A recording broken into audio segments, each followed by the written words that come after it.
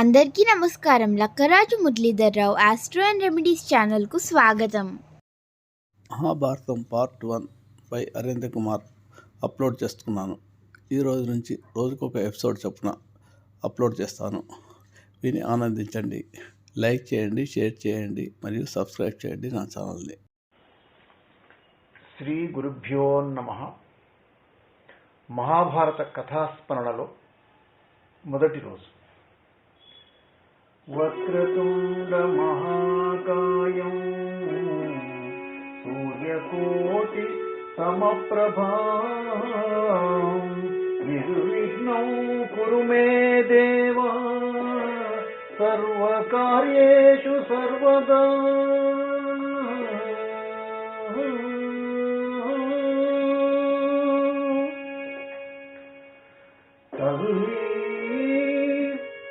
నిన్ను తలంచి పుస్తకం చేతం గునితి నీవు నాయుల్లం బంధు నిల్చి ధృంబణముగా నుక్తు సుశబ్దంబు శోభిల్లం పల్కుము నాదు వాక్కునను సంప్రీతు జగన్మోహిని కుల్లాబ్జాక్షి సరస్వతి భగవతి పూర్ణేందు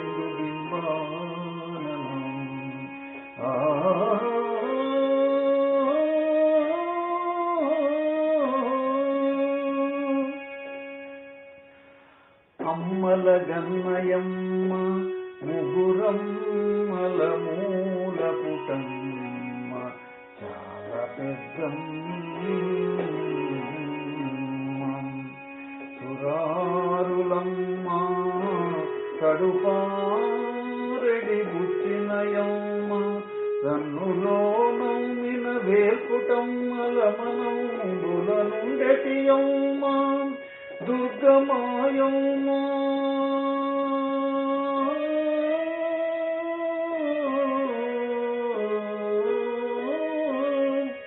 కృపాబ్ధియుత మహత్వత విశ్వపటుత్వ సంపద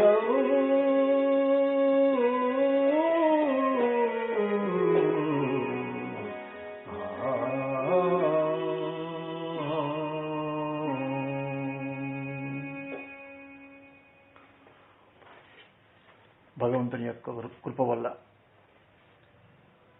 మనం ఇంతవరకు రామాయణము, భాగవతము, భగవద్గీత, దశావతారాలు అన్నీ కూడా విషయాలు కొంతవరకు వినగలిగాం. మనం ఈ రోజు నుంచి మరి పంచమ వేదమైనటువంటి మహాభారతం. అందరికీ తెలుసు మహాభారతం యొక్క విశేషత ఏంటండి.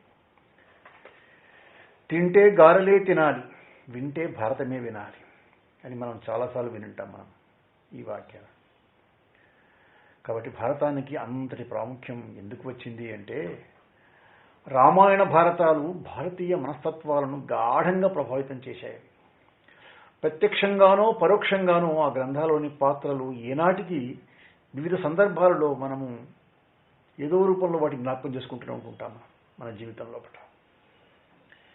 ఏ మనిషినైనా మంచివాడని చెప్పాలన్నప్పుడు ఓహో అని ధర్మరాజు లాంటి వాడండి అంటాం మనం.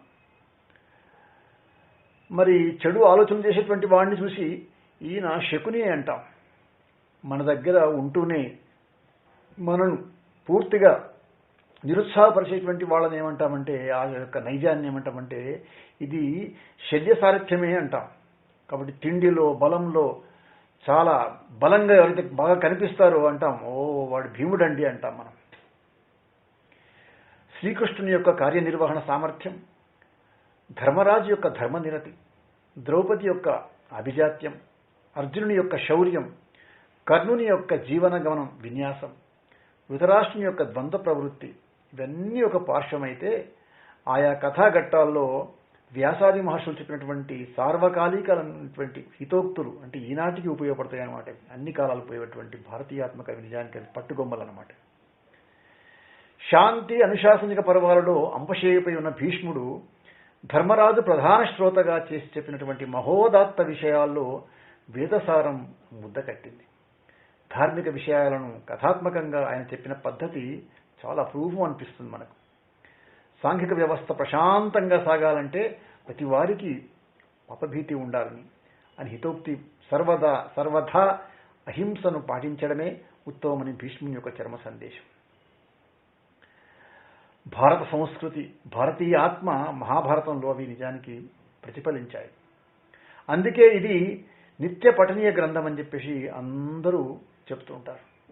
మంచి చెడులను చూసి మంచిని మాత్రమే ఆచరించాలని, అప్పుడే మానవ జన్మ సార్థకమవుతుందని, అదే సాత్విక సుఖదమైనటువంటి స్వర్గారోహణం అని చెప్పేసి చాటి చెప్పేటువంటి ఈ గ్రంథం నిజానికి ప్రపంచంలోనే అత్యుత్తమ గ్రంథంగా పేరు పొందింది. కాబట్టి ఇది నిజానికి మన జాతికి ఇది ఒక శ్రీరామ రక్ష అని చెప్పుకోవచ్చు మనం ప్రధానంగా. అందుకే జయం జయం జయ సంహితం ఇది. శ్రీమన్ మహాభారతం సంస్కృతంలో వేదవ్యాసుల వారి రచన. లేఖకుడు అంటాం కదా, ఆ లేఖకుడు సాక్షాత్తు వక్రతుండుడే, విఘ్నేశ్వరుడే. కాబట్టి ఆయనను మనం ముందే ప్రార్థన చేసుకున్నాం, స్వామి ఈ యొక్క పఠనం కావచ్చు, ఈ యొక్క శ్రవణం కావచ్చు, ఈ స్మరణం కావచ్చు, ఇది నిరాఘాటంగా కొనసాగించు తండ్రి అని చెప్పేసి మనం ప్రార్థన చేసుకున్నాం. కాబట్టి అదేవిధంగా సరస్వతి మాతను వేడుకున్నాం, అమ్మల గన్నయమ్మ ముగురమ్మల మూలపుటమ్మ ఆ యొక్క తల్లిని కూడా వేడుకున్నాం. కాబట్టి మన యొక్క ప్రయాణం అనేది సుఖంగా, ప్రశాంతంగా, స్ఫూర్తివంతంగా ముందుకు జరగాలని చెప్పేసి మనము ప్రార్థన చేసుకుందాం మనసు లోపల. అనేక ధర్మ సూక్ష్మాలకు ఇది మహాభారతం ఈ జాతీయ కావ్యం. ఇది అందుకే పంచమ వేదంగా అందరి యొక్క ఆదరణ పొందినటువంటి గ్రంథం ఇది. పురుషార్థ సాధనం ఇది. భారతీయ విజ్ఞాన సర్వస్వం. శ్రీ మహాభారతాన్ని జయ సంహిత అంటారట. భారతదేశం యొక్క విశ్వవ్యాప్తి కీర్తి ప్రతిష్టలకు మూలం శ్రీ మహాభారతమే. సాక్షాత్తు శ్రీహరి ధరించినటువంటి అక్షరావతారమే వేదవ్యాసుల వారు చెప్తాము. కాబట్టి వేదవ్యాసుల వారు ఎంతటి మహోన్నతమైనటువంటి ఉపకారం చేశారో సమాజానికి అనేది అడుగడుగునా మనకు అర్థమవుతున్నది. వ్యాసాయ విష్ణురూపాయ వ్యాసరూపాయ విష్ణవే నమో వై బ్రహ్మనిధయే వాసిష్ఠాయ నమో నమః.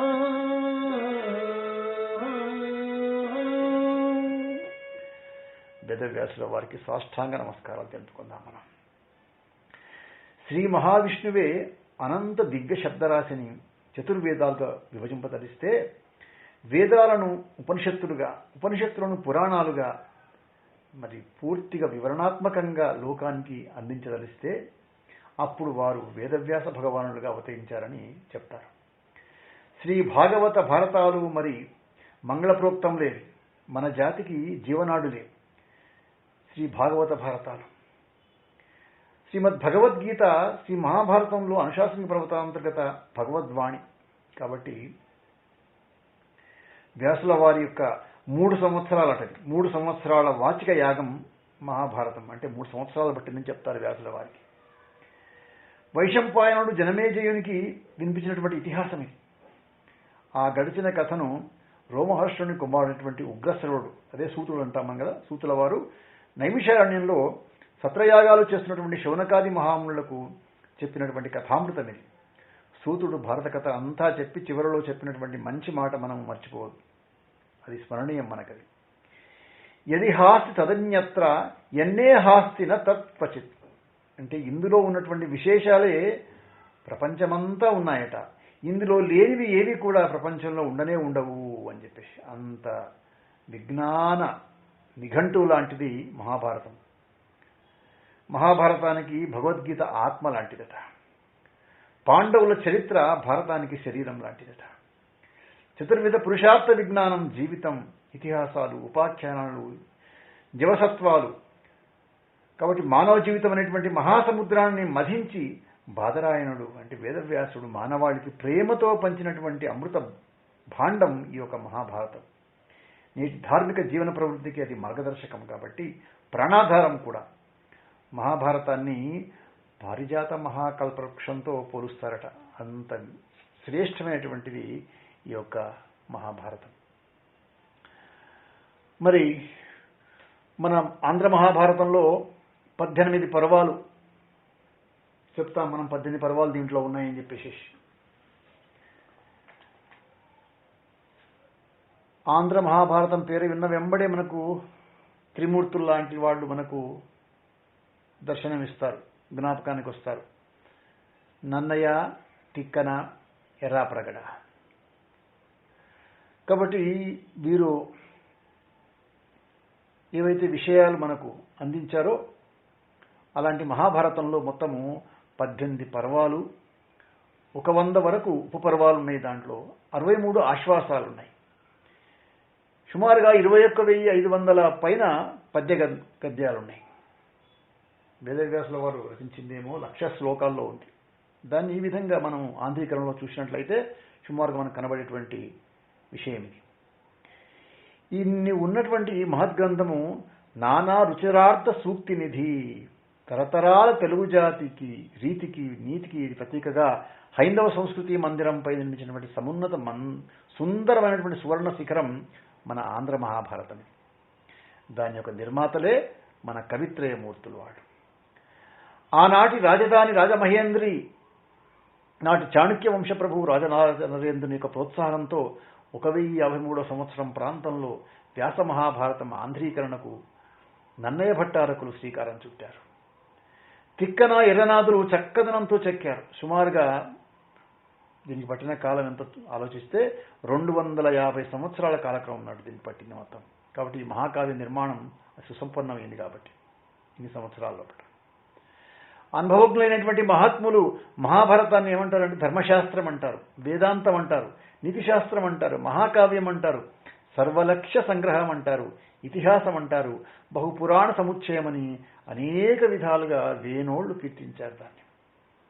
కాబట్టి నన్నయ్య మొట్టమొదటి త్రిమూర్తులను ప్రార్థన చేస్తున్నప్పుడే మనకు మొట్టమొదటిదే ఆ యొక్క పద్యంలో మనకు అర్థమవుతుంది. మనకు శ్రీవాణి గిరిజాస్థిరాయ దధతో వక్షో ముఖాంగేషు యే లోకానాం స్థితిమావహం త్వవిధతాం శ్రీపుంసయోగోద్భవాం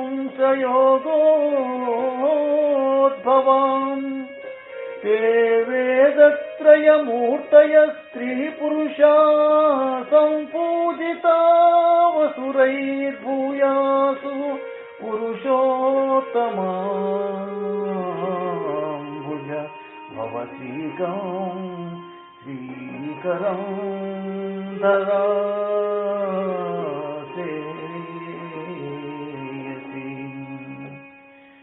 కావ్యం యొక్క ఆరంభంలోనే త్రిమూర్తులను సతీ సమేతులై అనుగ్రహించాలని చెప్పేసి నన్నయ్య గారు ప్రార్థించారట.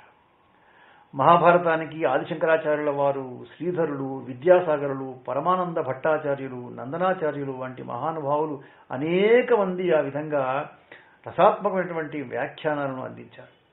ఆధునిక కాలంలో విద్వగ్నులైనటువంటి కవులు మరింత జనసంగీతంగా భారతాన్ని విశ్లేషించారు. ఆత్మీయమైనటువంటి ప్రవచనాలను కూడా అందిస్తున్నారు. కాబట్టి తెలుగుదనానికి వెలుగులను వాళ్ళందరూ కూడా కల్పించారు. అసలు ఈ భారతం ఎందుకు చదవాలి అని ప్రశ్న వస్తే, ఇంతకు మించినటువంటి మహాగ్రంథం ప్రపంచంలో మరొకటి లేదు. సమాజం బాగుండాలని, కుటుంబ వ్యవస్థ అనురాగ రంజితంగా కొనసాగాలని, ధర్మబద్ధమైనటువంటి సమాజం చిరస్థిరంగా ఉండాలని చెప్పేసి భావనలు ఇందులో ఉన్నాయి. అందుకొరకు చదవాలి భారతం. అన్యోన్యమైనటువంటి సౌభ్రాతృత్వం, ఆదరణీయమైనటువంటి పెద్దరికం, సన్మార్గదర్శనం చేసేటువంటి హితవరుల యొక్క ఆవశ్యకతలను ఇది నొక్కి చెప్తుంది. కాబట్టి సనాతన ధర్మ ప్రతిపాదించినటువంటి కుటుంబ జీవితానికి సుఖశాంతులను సూచిస్తుంది భారతం. అందుకు చదవాలి భారతం. ఇది ఒక విజ్ఞాన సర్వస్వం, సకల శాస్త్ర తాత్పర్య సంహిత, సర్వ వేదాంత సమన్వయం. ఇది ఇహపర సాధన సూక్తి ముక్తావళి. అందుకొరకు చదవాలి భారతం. అందరూ బాగుండాలి, అందులో మనమూ ఉండాలి అనేటువంటి భావన ఎవరితో ఎలా మెలగాలో, ఎలా జీవనయానం సాగించాలో వివరించేటువంటి వ్యక్తిత్వ వికాస కోశం ఇది.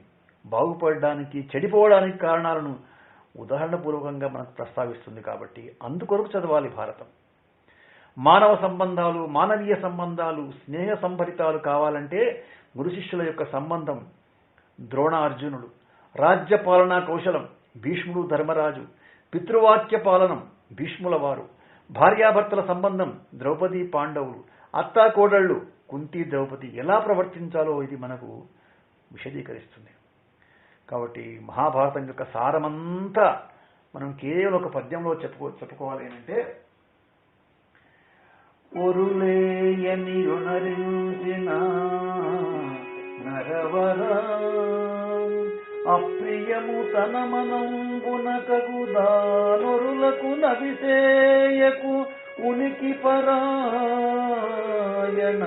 పరమధర్మ పథములకెల్లను.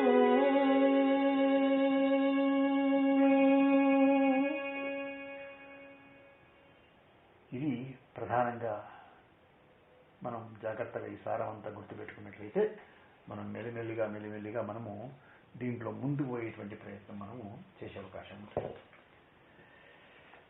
ఈ 18 పర్వాలు ఒకసారి ఏమున్నాయి? ఈ 18 పర్వాలు ఎందుకో 18 అనేటువంటి సంఖ్య వ్యాసుల వారికి చాలా ఇష్టమైంది. ఆయన మహాభారతంలో 18 పర్వాలు కనబడుతుంది మనకు ఆయన చెప్పిన విషయాల్లో. 18 పురాణాల సంఖ్య కూడా 18, ఉపపురాణాలు కూడా 18, భగవద్గీతలో కూడా 18 అధ్యాయాలు మనకు కనబడతాయి. ఆ 18 సంఖ్య మనకు చాలా విశేషంగా వ్యాసుల వారు మనకు సూచిస్తున్నారు. ఇక్కడ భారతంలో ఉన్నటువంటి 18 పర్వాలు ఏవి అని మనం ఆలోచించినట్లయితే దీంట్లో ఒకటవది ఆది పర్వం. దీంట్లో 8 ఆశ్వాసాలు అంటే చిన్న చిన్న భాగాలు అనుకుందాం మనం. రెండవది సభాపర్వం, దీంట్లో 2 ఆశ్వాసాలు. మూడవది అరణ్య పర్వం, దీంట్లో 7 ఆశ్వాసాలు. నాలుగవది విరాట పర్వం, 5 ఆశ్వాసాలు.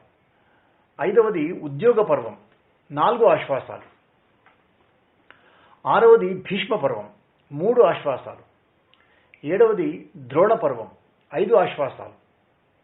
ఎనిమిదవది కర్ణ పర్వం, దాంట్లో 3 ఆశ్వాసాలు.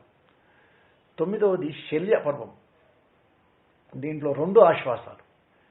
10వది సాత్విక పర్వం, 2 ఆశ్వాసాలు. 11వది స్త్రీ పర్వం, 2 ఆశ్వాసాలు. 12వది శాంతి పర్వం, 6 ఆశ్వాసాలు. 13వది అనుశాసనిక పర్వం, 5 ఆశ్వాసాలు.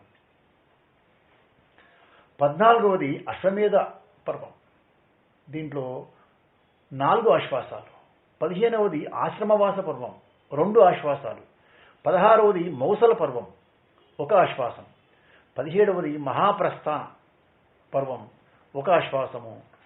ఇక చివరిది 18వది స్వర్గారోహణ పర్వం, దాంట్లో 1 ఆశ్వాసం. ఈ విధంగా తీసుకున్నట్లయితే ఈ 18 పర్వాల్లో మొత్తము ఆశ్వాసాల సంఖ్య 63 వస్తుంది మనకు. 18 పర్వాలు, ఒక 100 వరకు ఉపపర్వాలు ఉంటాయి. దీంట్లో మళ్ళా 63 ఆశ్వాసాలు, 21,500 పైన పద్య గద్యాలు. వ్యాసం పరంగా తీసుకుంటే 1,00,000 శ్లోకాలు. ఇది మనకు స్థూలంగా కనబడేటువంటి దృశ్యం. ఇది దీంట్లో నన్నయ్య ఆది పర్వము, సభాపర్వము, అరణ్య పర్వంలో 4వ ఆశ్వాసంలో శారదరాత్రులు అనేటువంటి పద్యం వరకు రాశారు ఆయన. తర్వాత తిక్కన గారు అరణ్య పర్వాన్ని తాకకుండా ముందుకు వెళ్ళారు. అంటే విరాట పర్వం నుంచి మిగిలినటువంటి మొత్తం 15 పర్వాలు పూర్తి చేయగలిగారు తిక్కన గారు. ఇక ఎర్రాప్రగడ ఏదైతే నన్నయ్య గారు వదిలిపెట్టారో 4వ ఆశ్వాసంలో ఆ పద్యం వరకు, తర్వాత అరణ్య పర్వం లోపల ఆ భాగాన్ని ఎర్రన్న గారు పూర్తి చేశారు. ఈ విధంగా ముగ్గురు కలిసి ఈ యొక్క కవిత్రయం అనేటువంటి పేరుతో అద్భుతంగా మనకు ఈ మదాంధ్ర మహాభారతం, ఆంధ్ర మహాభారతం అంటాం కదా మనం, ఈ ఆంధ్ర మహాభారతాన్ని మనకు అందించగలిగారు.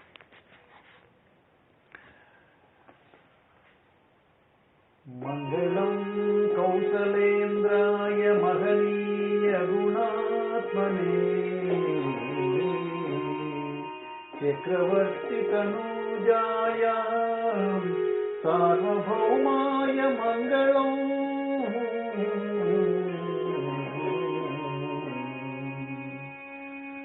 कल्याणाद्भुतगात्राय कामितार्थप्रदायिने श्रीमद्वेङ्कटगिरिनाथाय श्रीनिवासाय मङ्गलम्।